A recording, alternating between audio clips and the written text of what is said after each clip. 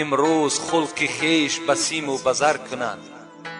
بیزر اگر برادر زو هم حذر کنند. زردار اگر چی نادان گویند عاقل است، بیزر اگر چی دانا مثلش بخر کنند. زردار اگر بمیرد خیشان و غیر گریند، بیزر اگر بمیرد کم چشم تر کنند. زردار را به مجلس جای دهند بسر، بیزر اگر بیاید جا تنگ تر کنند. اگر یک آدمی زردار نوابسته وی دین دارد، وی نماز دارد، وی خدا دارد ندارد، برای ما و شما اینوش هیچ اهمیت ندارد. مگر زردار است، مگر منصبدار است، مگر آبرودار است، وقتی در خاندان حاضر می شود همه ما و شما به سر می خیزیم، ما و شما خوش و انسان قبول می کنیم. لیکن یک انسانی که نماز می خواند، مسلمان است، انسانی که به خدا نزدیک است، نماز شب هم دارد، لکن پول کی ندارد، مال کی ندارد، در نزد ما و شما قدر قیمتی ندارد. این چی شور است در این دور قمر می بینم، همه آفاق پر از فتنه و شر می بینم. هیچ شوقت نه برادر به برادر دارد، هیچ مهری نه پدر را به پسر می بینم. مردمان روز بهی می طلبند از ایام، مشکل این است که هر روز بدتر می بینم. ابلهان را همه شربت ز گلاب و قند هست، خود دانا همه از خون جگر می بینم. اسب تازی شده مجروح به زیر پالان، طوق زرین همه در گردن خر می بینم. طوق زرین زیب اسب داشت، این منصب و این پیشوایی زیب آدم خواندگی و زیب آدم دانا داشت، لیکن این طوق زرین در گردن خر پرتافتند. حالان که برای خر همون جیل، همون پالانی که ذکر کرد، همون جیل کونه مناسب بود، نه این طوق زرین. همین است که شاعر حافظ میگوید از تقاضای زمان و گردش چرخی فلک، خیرس را گفتم تقای و خوک را گفتم امک. زمان شد میگد، یک زمان برپا شد که همون آدمایی که طبیعت خیرسانه داشتند یا طبیعت خوک مانند داشتند، اونها را ما به حیث امکی و به حیث تقه استفاده میکردیم. چیکار کنیم؟ زمان شد که اونها را ما تقه میگفتیم و امک میگفتیم، در حالتی که اونها از خوک هم از خیرس هم دیده پستر بودند. دختران را همه جنگ است و جدال با مادر، پسران را همه بدخواهی پدر میبینم. پند حافظ شنو ای خواجه، برو نیکی کن که من این پند به از گنج و گوهر میبینم. ندانستیم قدری امتی را، ندانستیم قدری امتی را، نکردیم پیروی سنتی را. دریغ از امتی نوگی زبانی، چی باشد حال روز امتحانی. نباشد راز ارواح نبینا، چگونه بیندش در حشر فردا.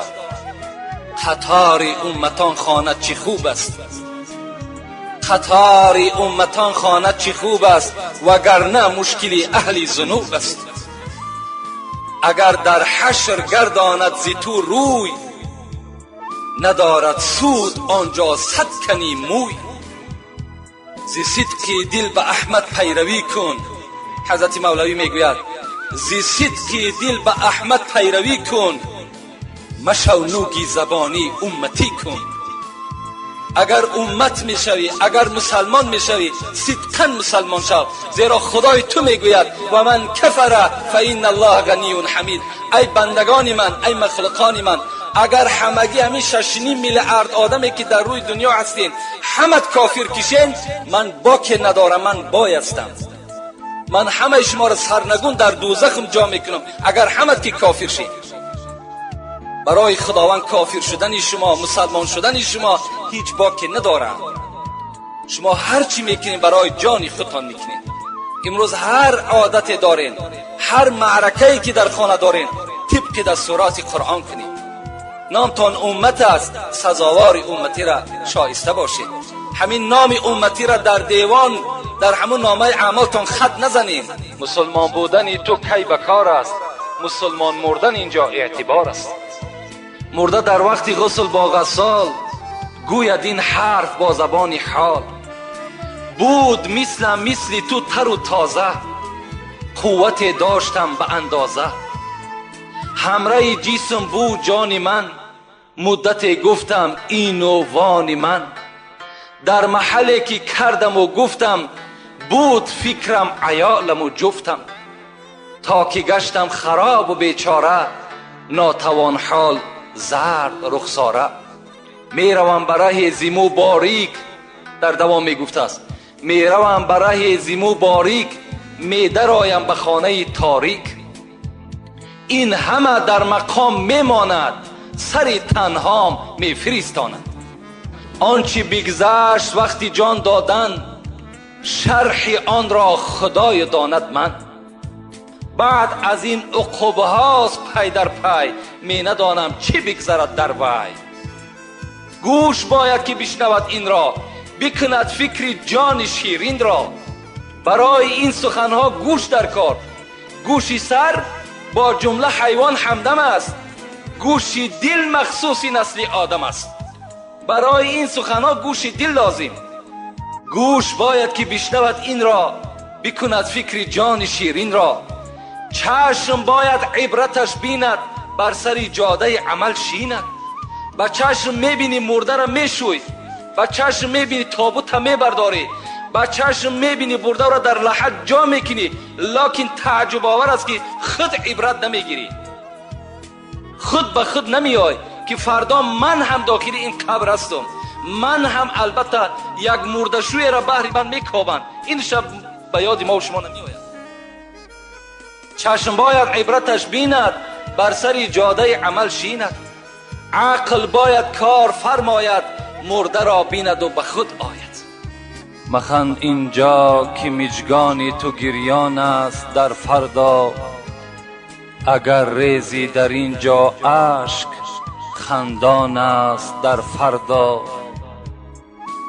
به اندوه قیامت زرد کن رخساره گلگون، بسان شمس انور ماه تابان است در فردا. مکن جور و ستم بر جان خود از ترک فرمانش، مکن جور و ستم بر جان خود از ترک فرمانش. بغیر عقبه ها 7 درک سوزان است در فردا. خدا رحمت و مغفرتش کند. و خدا قسم همه آیت است، همه حدیث است.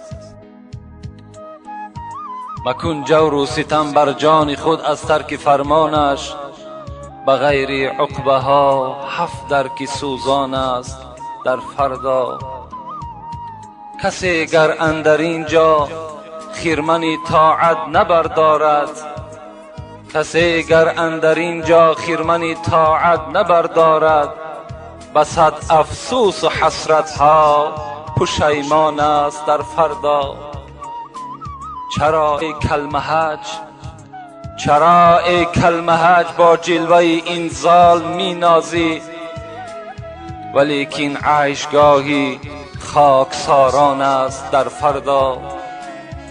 به محشرگاه گر هر کس به هر سوی روان گردد، که میلان جنونی سوی جانان است در فردا، که میلان جنونی سوی جانان است در فردا، در فردا، در فردا، در فردا.